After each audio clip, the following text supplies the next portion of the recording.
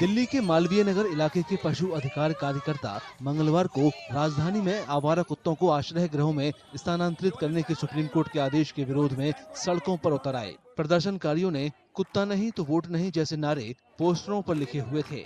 इन लोगों ने supreme court से अपने फैसले पर फिर से विचार करने की अपील की। आवारा कुत्तों को शेल्टर होम भेजने के फैसले को इन लोगों ने अन्यायपूर्ण बताया और कहा कि प्रभावी नसबंदी और टीकाकरण से कुत्तों के काटने से जुड़ी समस्याओं का समाधान किया जा सकता है। पिछले 10 दिन से रोडों पे हम सारा देश इन बेजुबानों के लिए लड़ रहा है। हम चाहते हैं कि सुप्रीम कोर्ट का ऑर्डर हमारे बेजुबानों के फैसलों में आए।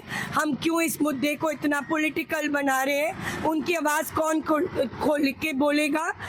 जो भी मुद्दा है, जो भी प्रॉब्लम है, उसको बैठ के सॉल्व किया जा सकता है। नसबंदी है, वैक्सीनेशन है, एमसीडी को पुल अप करनी पड़ेंगी अपनी स्ट्रिंग्स, ताकि ये प्रॉब्लम्स आगे ना आए।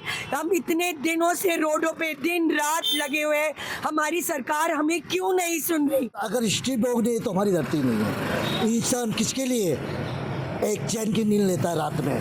क्योंकि डॉग भौंकते हैं, चोर पकड़ लेते हैं, क्रिमिनल पकड़ लेते हैं, डकैत पकड़ लेते हैं। अगर डॉग हटाया जाएगा तो डॉग के ऊपर, इंसान के ऊपर बहुत बड़ी बला आने वाली है।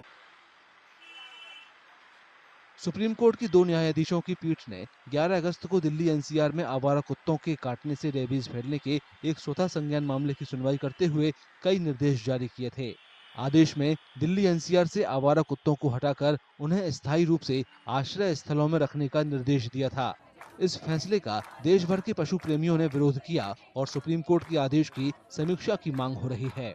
पिछले हफ्ते इस मामले पर सुनवाई के लिए गठित सुप्रीम कोर्ट की 3 न्यायाधीशों की पीठ ने कहा कि स्थानीय अधिकारियों की निष्क्रियता के कारण ये समस्या उत्पन्न हुई है।